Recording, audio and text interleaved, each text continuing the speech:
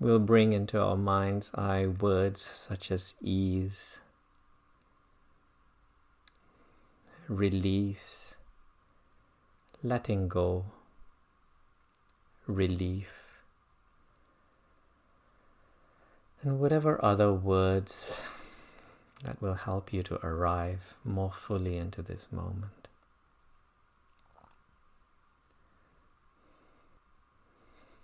Let's shine the spotlight directly on the mind to see where the mind is, because more likely than not, for most of us, the mind hasn't yet arrived fully, maybe in little glimpses. And so let's shine the spotlight to see where the mind is.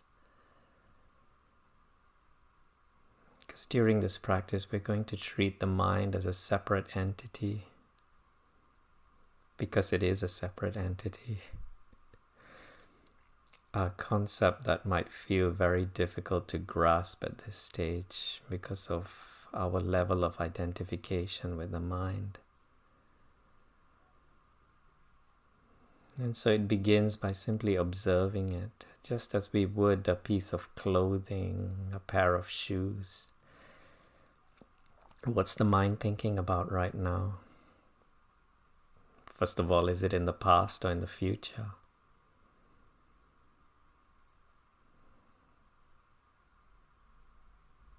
Or is it just aligned to some of these sensations that we were speaking about?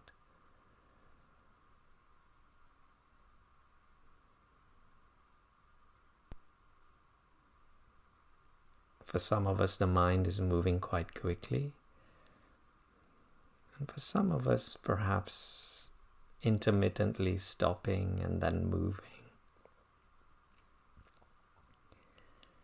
But it doesn't really matter what's going on in the mind, whether it's moving quickly or slowly, because we just want to step outside of it, into our bodies,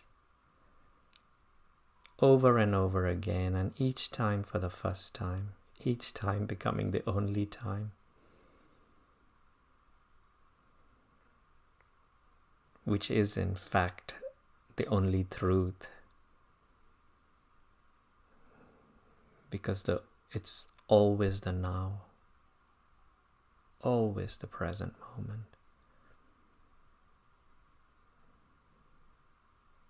And if it's always the present moment,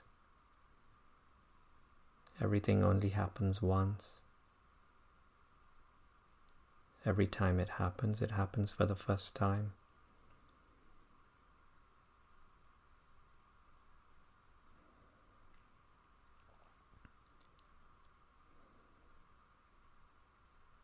We remind ourselves, therefore, that this practice is not about wrestling with the thoughts.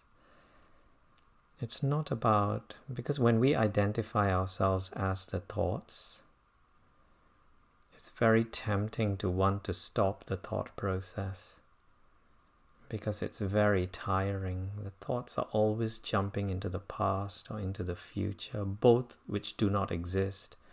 And therefore it doesn't know what to do, how to solve this dilemma, because the past doesn't exist and the future doesn't exist. And so it continuously bounces up and down like a very violent tennis game. And so we're just stepping out and like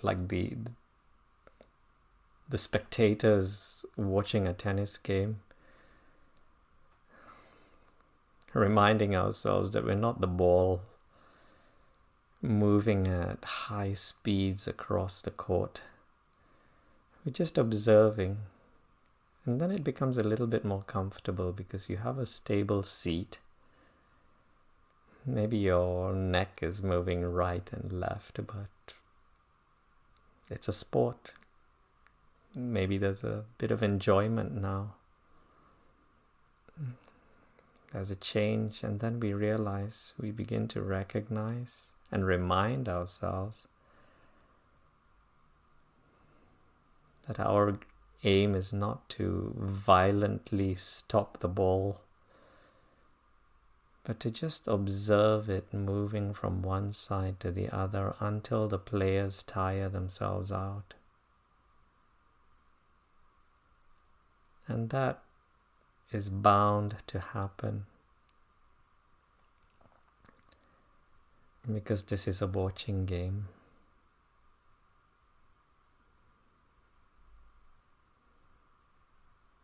And the moment we become the observer, we remove all sources of food and water from both players, both the player on the left and the player on the right. And so they are bound to get tired.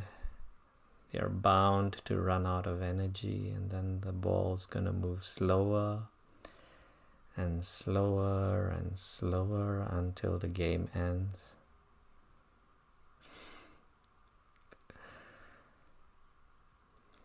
And that's what our practice is. It's a little game. It's nothing too serious.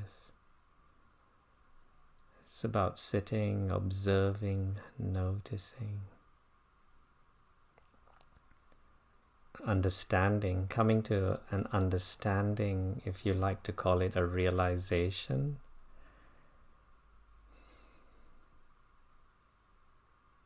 It's about developing a new relationship with the mind.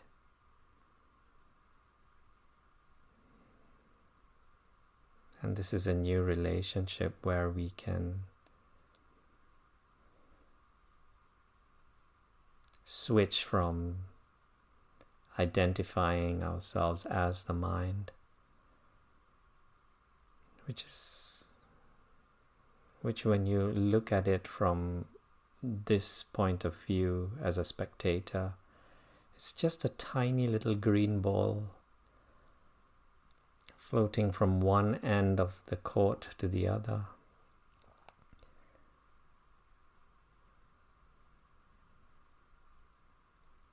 And this new relationship, it's where you become the space that surrounds the whole court. It surrounds the space above the court, to the right of the court, to the left of the court, behind and in front.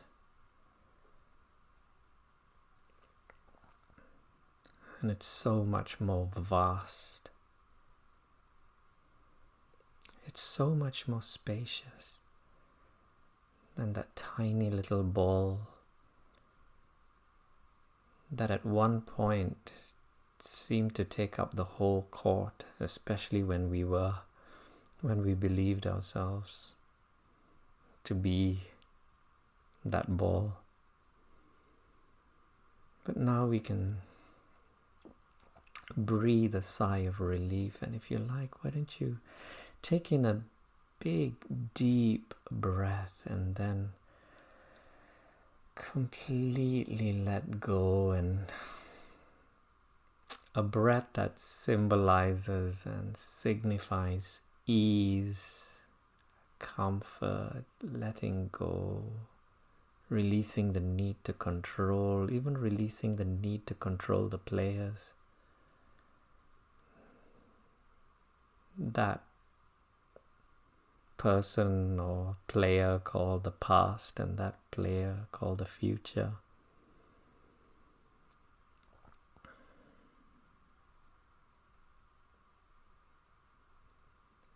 And in this space, we begin to recognize many other qualities, such as kindness, patience, understanding, wisdom,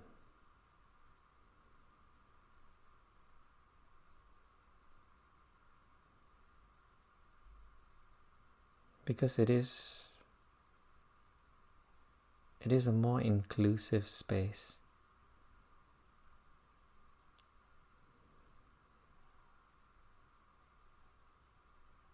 And if your eyes are closed, you might get a glimpse into what I'm talking about, just because you can feel the life within your body. But it's not that easy to know exactly where your physical borders are, where your skin is. Because life just feels like life.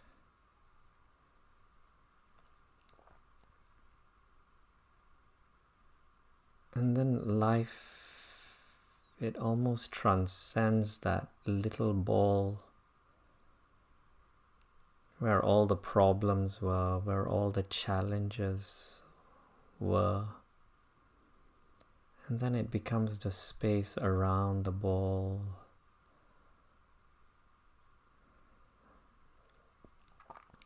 Outside of our form. Perhaps even reaching into each and every one of us, reaching through each and every one of us present at this practice, who are aware of it, and then the countless others outside of our rooms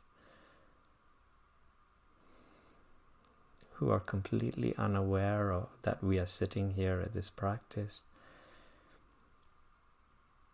But our big starting point is just the acknowledgement that we are all sharing this present moment called the now. And so even though we all have unique and special past experiences, we've congregated and arrived at this particular point called the now, the present moment, something we share. And maybe perhaps we even share something so much more profound than this moment. This force called life, awareness, presence.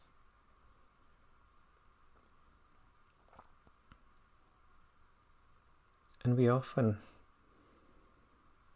remind ourselves that this practice, we want it to be as practical as possible in our daily lives.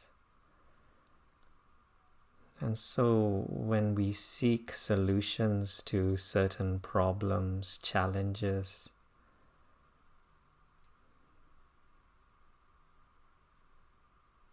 this is the space we come to for answers. This is the space we arrive. Because it is where the wisdom and the solution to all our challenges have always been. So easy to lose sight of when we imagine ourselves to be that tiny little ball bouncing from the right to the left. And so we rest in this space. Perhaps you might even, your answers may be coming clear.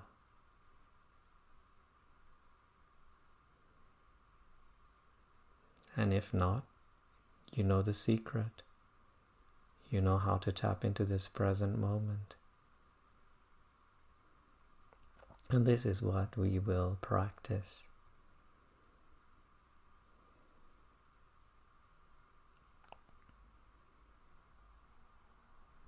And in our interactions with the world, whether it is the people around us, the planet, the animals and the insects,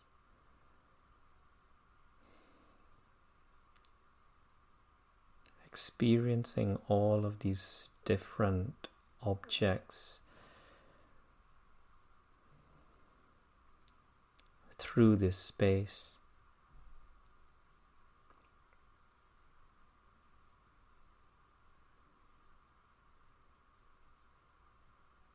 Will bring about new experiences, allowing every moment to be the first moment, every interaction,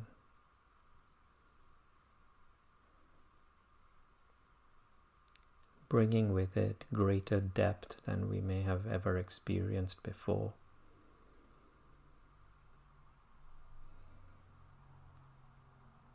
one of the advantages of stepping outside of the mind. We move beyond imagination, what we believed was possible.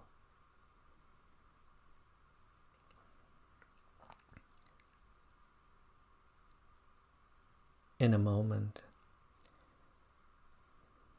I'm going to ring the bell.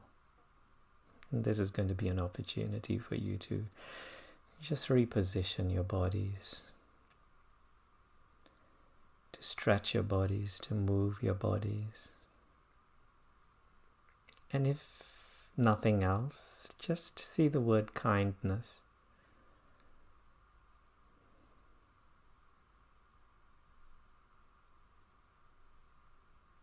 And experience it within your body. Allow kindness to unfold within your body. It might take the form of a tiny little massage. It might just involve stretching your bodies.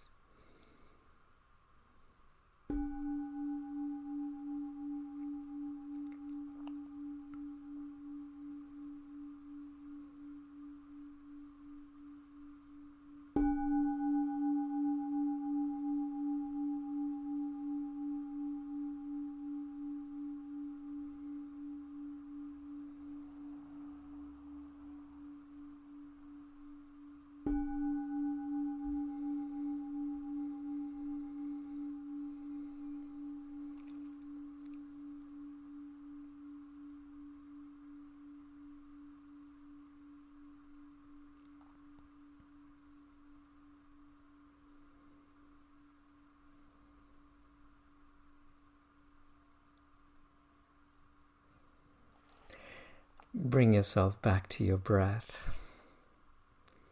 You might wonder why we use the breath so often in practices such as this. Or maybe, perhaps you may not be wondering this, but your mind would be wondering this. And so we just remind the mind that the breath is perhaps is our most valuable and precious tool. We can live without food and water for days, but our breath, perhaps only for a few minutes. And in appreciation of this, we bring our attention to our breath. And when I use these words, I refer more to the sensations that surround every breath. Let's focus today on just one particular aspect. At least begin with just the nostrils, the entry point and the exit point of breath. And so bring your attention to that space just above your upper lip, where the air enters and where it leaves the nostrils. And another reason why we use the breath is because for most of us the breath is quite neutral, and it's worth knowing this just because notice where your mind is right now. Notice the speed at which it's moving. And if you would like to label these movements, we call it the momentum of the mind. And each one of us here, our minds will be carrying a different momentum. Because we've all had different experiences in life. We've had different experiences this morning.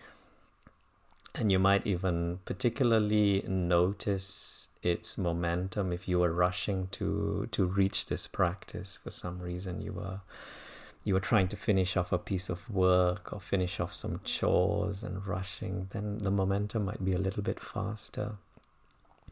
But the momentum it's there because of the stimulation that's been applied to the mind.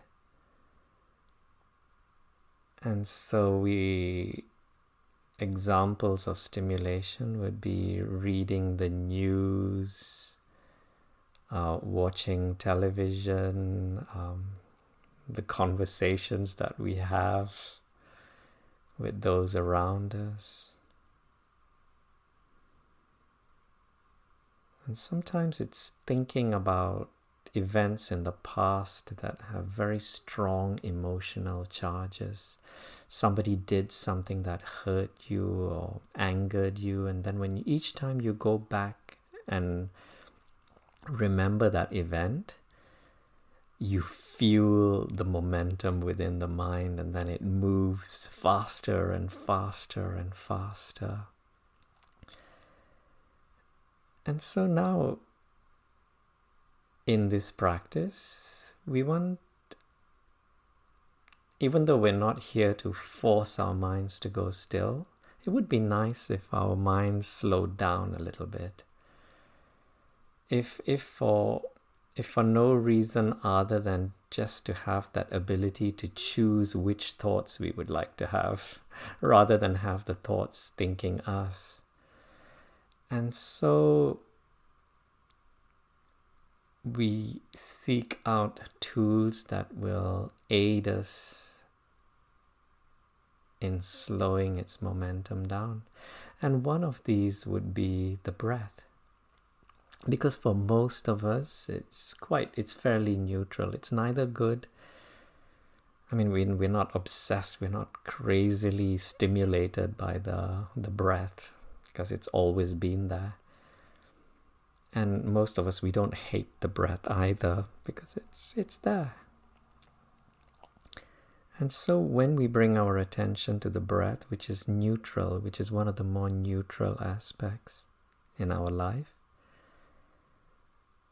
and we align our mind to it, it almost becomes like the waves on a beach, just flowing in and out, in and out. And we don't feel the need to control, to get into conversations about it.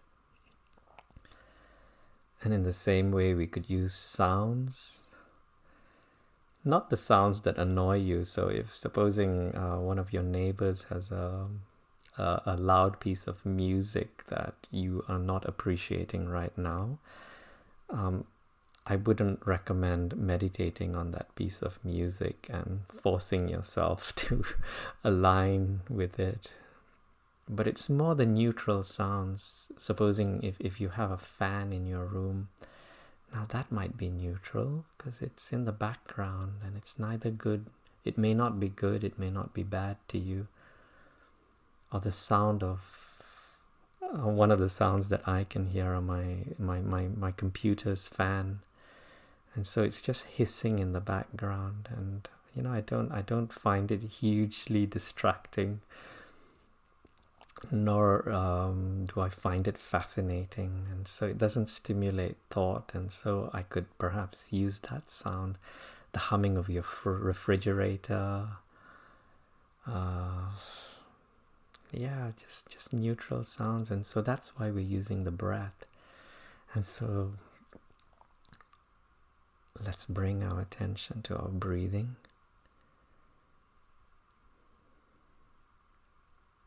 The tips of the nostrils. The inflow and the outflow of breath.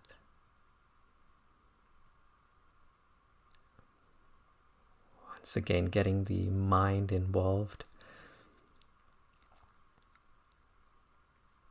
by seeking out what these sensations feel like.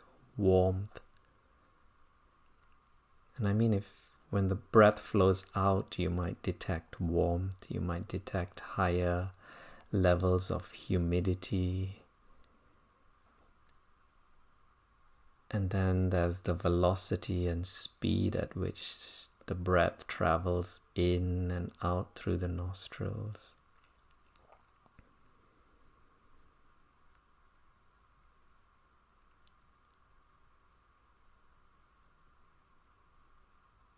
You can experience the breath around your upper lip.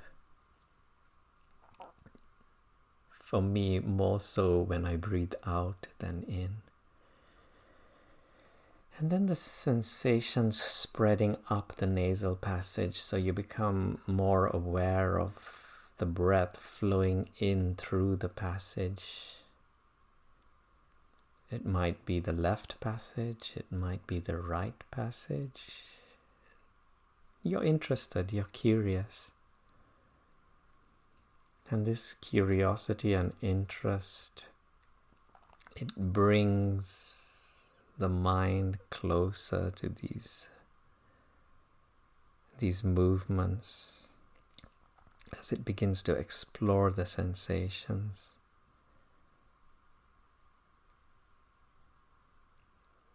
Up the nasal passage.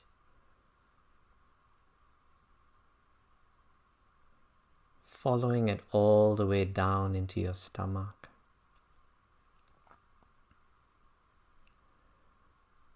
And noticing the rising and the falling of the stomach wall. Again, just like the calm and beautiful waves on a beach that you might have seen with your own eyes, or perhaps experienced through some picture or video. So the rising and the falling of the stomach wall, of course rising when you breathe in, falling when you breathe out.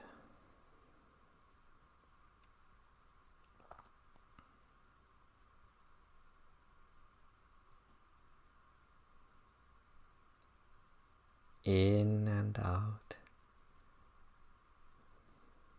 And for some of us with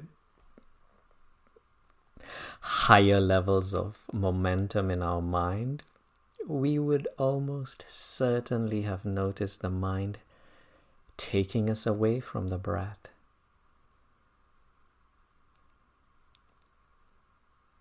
Sometimes this happens for one breath, it happens for 2 cycles, 3 cycles, sometimes for minutes without end, and you've not even noticed. And then this is where beginner's mind can help us, because we are only interested in the present moment, and so we come back into this present moment. And at this present moment, which breath is unfolding? Which part of the cycle? Is it an in-breath or an out-breath? And this becomes the first and the only breath.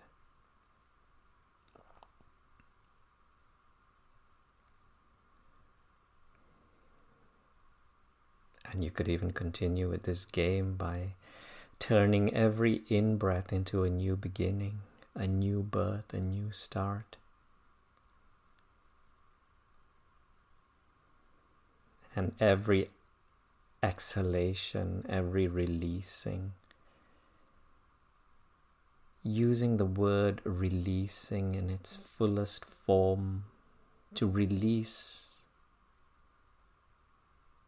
the carbon dioxide, to release that particular breath, to release the past, and to perhaps simply lighten and let go of some of that baggage and luggage that we've been lugging around with us. But wait a second, that becomes a little bit challenging, doesn't it? Because we'll have to search through so many different thoughts, deciding which thoughts are good and useful, which ones are useless and causing us discomfort and pain. So why don't we release it all? Just let go of it all. Not permanently, but just during this practice. Because we don't need it right now, do we? No, we're just sitting and breathing. We're just allowing this present moment.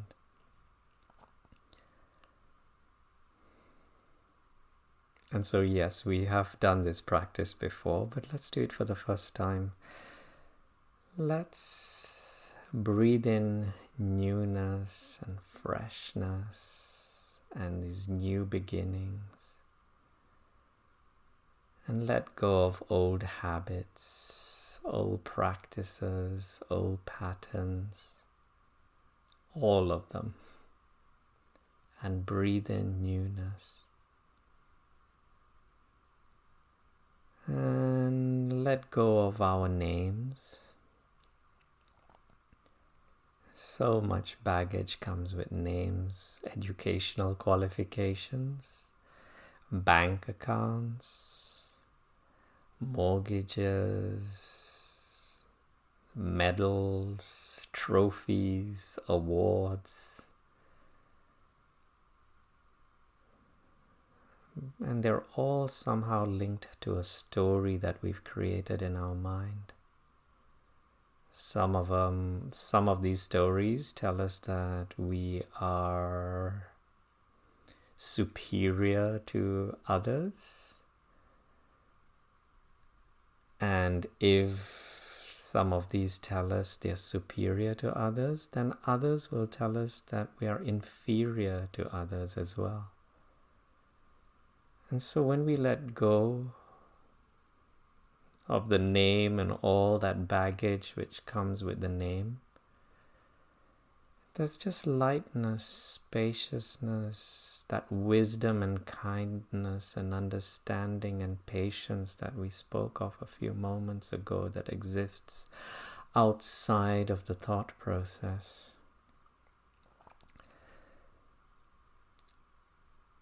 Baggage that comes with gender, because we're all a mix of feminine and masculine. We are.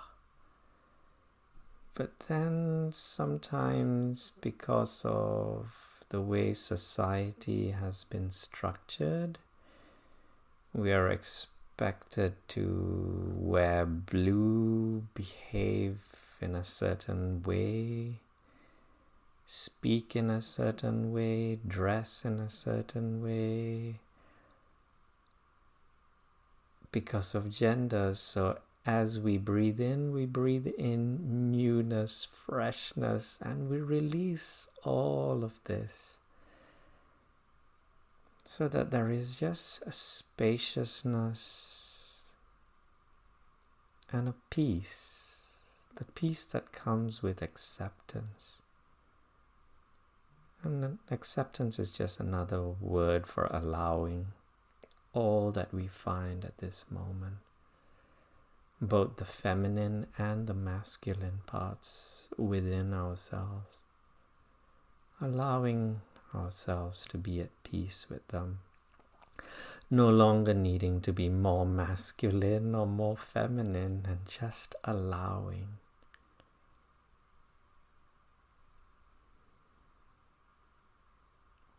And then comes the sexual orientation and identity,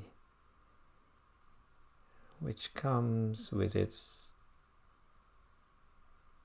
own amount of luggage and baggage. And so we're not going to try to figure it out right now, but just release it.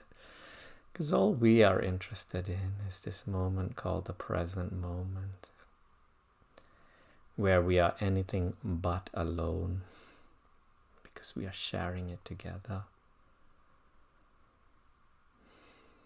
And so we release, we let go as we exhale.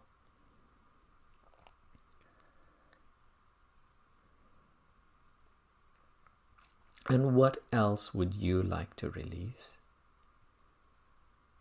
Because this is a practice where we continue releasing, and you can continue with this even after our hour together is up, because it's about releasing everything we believe ourselves to be so that we can discover what we are left with.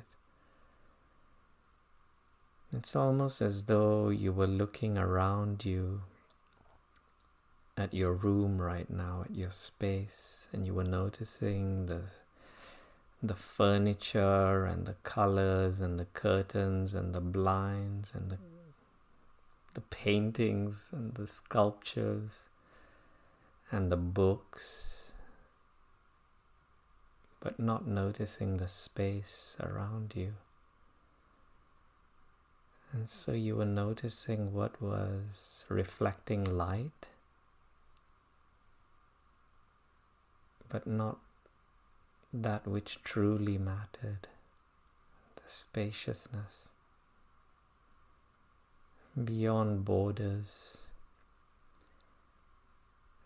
the space around you that's not limited by your walls, but which joins underneath the doors and through the windows into the spaces in the corridors, in the buildings outside of you, which joins into the gardens and the spaces outside, where the sky suddenly becomes its roof, and walls disappear.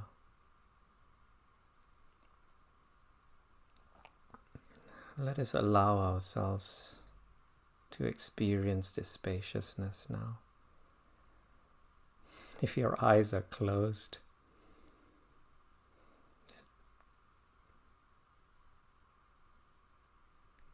it's a little bit more, we mentioned it earlier, it's a little bit more difficult to define your borders. And this is a good thing now, as we allow our borders to dissolve, our skin.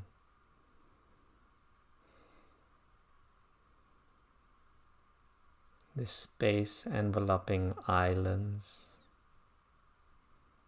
continents, and the space in between these islands and continents, the oceans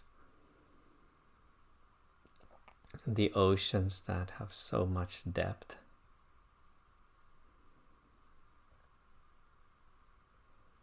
Let us explore this stillness within these surfaces of the ocean where there is stillness and silence. And so let us dive into them, and let us use our breath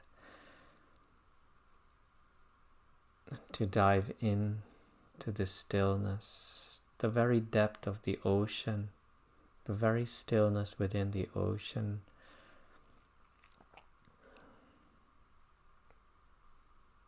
Not dissimilar from the stillness within our own beings. And so as we breathe in, let us dive into the stillness within ourselves, no longer needing to explore the oceans, but finding a space so much more vast than all of these oceans put together, a space within our own beings.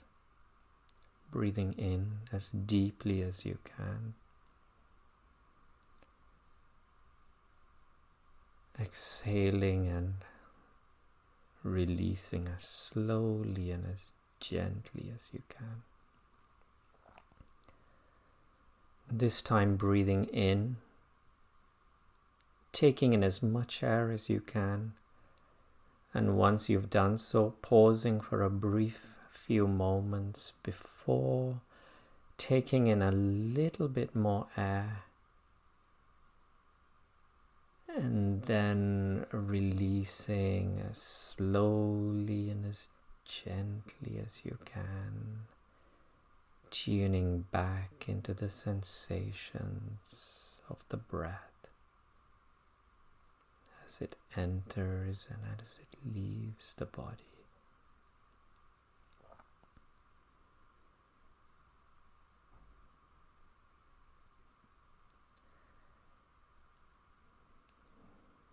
in a moment, we will hear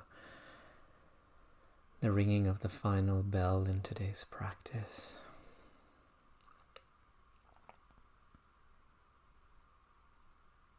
Which perhaps also symbolizes a new beginning for every one of us present here, one where we step outside of old habits of reaction and move into a space of reflection, of stillness, of newness and new ways in experiencing the world around us.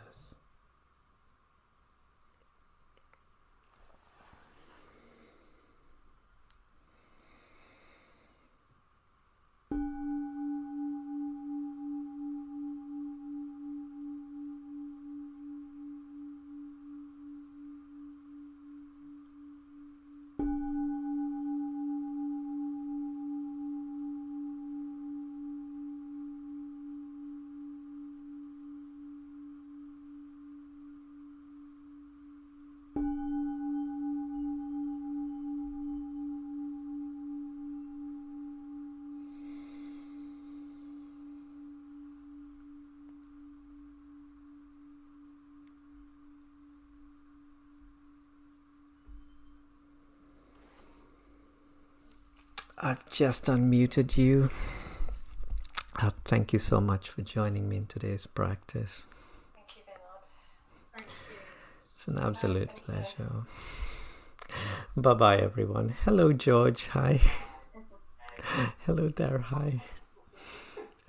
Oh, by the way, George has seen Eckhart Tolle live because there are a lot of Eckhart Tolle fans here. And George was telling me a while ago that you went to see him in Albert Hall, didn't you? Yeah, it was the Albert Hall, 4 hours straight.